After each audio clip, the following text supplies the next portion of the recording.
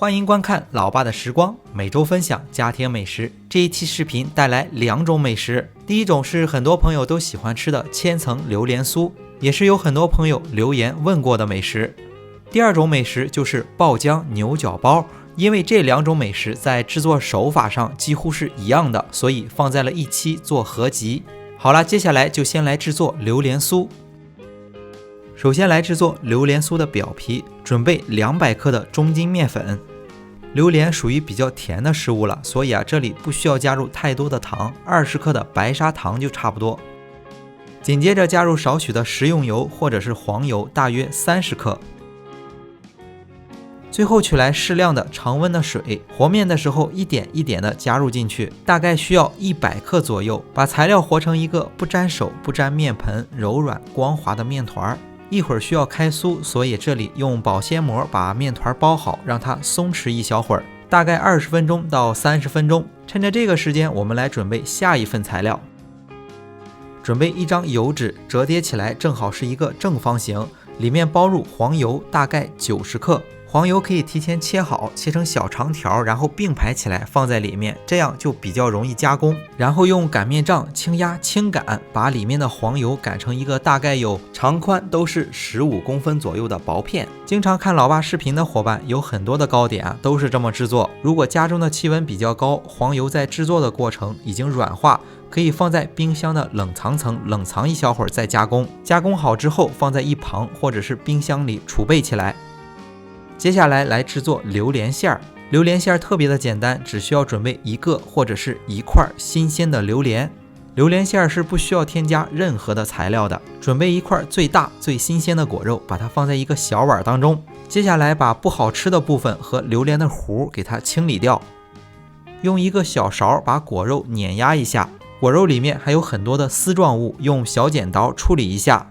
最后碾压成均匀的榴莲馅儿，这样我们的食材都准备好了，材料很简单。接下来在案板上撒上少许的干面粉，把刚才的面团取过来。为了方便开酥，面团不回缩，我们尽量不要揉这个面团。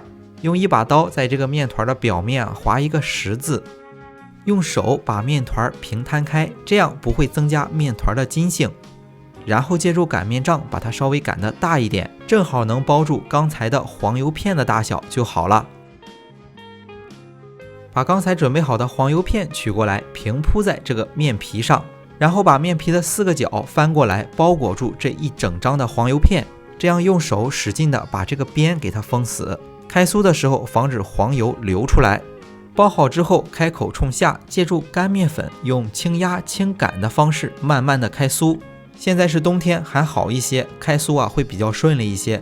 如果是夏天，天气比较炎热，我们的这个材料如果在制作的时候变得特别的软，需要立马放在冰箱里降温15分钟，然后拿出来继续操作。这样我们慢慢的把它的体积至少擀大3倍，就像叠被子一样，给它折成一个3折。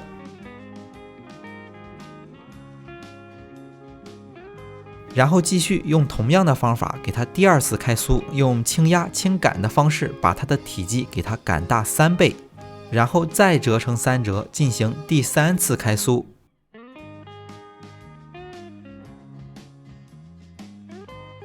最后一次开酥大概擀成了有35公分长、16、17公分宽的样子。如果没有破酥，黄油没有流出来，就证明开酥成功了。然后取来一个圆形的模具，视频中大概用到的是直径7厘米，可以先比量一下，把食材最大利用化，然后用这个模具给它扣成一个一个的小圆饼。以刚才我给的这个尺寸是出了大概10张。下一步很简单，把准备好的榴莲馅儿取过来，擀面杖把这个面皮稍微擀得大一点，像椭圆形。然后用小勺加入1勺榴莲馅儿，榴莲比较甜，所以没放糖，做的原味的。这样我们把它扣过来，就像一个水饺一样，用手轻轻的给它定个形。在烘烤的时候会膨胀的特别的厉害，可以用这个模具把口压得更紧实一些。如果没有这样的圆形模具，找一个杯子就可以。这样我们用同样的方法制作了10个榴莲酥，榴莲馅儿用到的很少，这1个大榴莲估计能制作上百个榴莲酥。接下来取一个全蛋，就是蛋黄和蛋清一起给它打成鸡蛋液，均匀的刷在这个榴莲酥的表面上，然后就可以放在烤箱里烘烤了。烘烤之前一定要先把烤箱预热好，以上火200度、下火200度把烤箱预热好。榴莲酥放在烤箱的中层烤18分钟左右。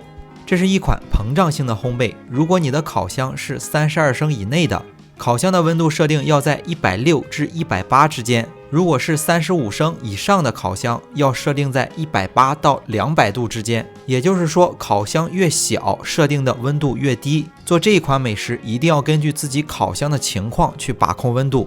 好了，烤好后，我们的榴莲酥满屋飘香，特别的酥脆，特别的好吃。因为这期的视频特别长，也是分了上下2集去发，下一期会发布爆浆牛角包，大家不要错过哦。好啦，这期的视频就分享到这里了。大家如果喜欢老爸做的美食，一定要帮忙关注、点个赞，谢谢大家。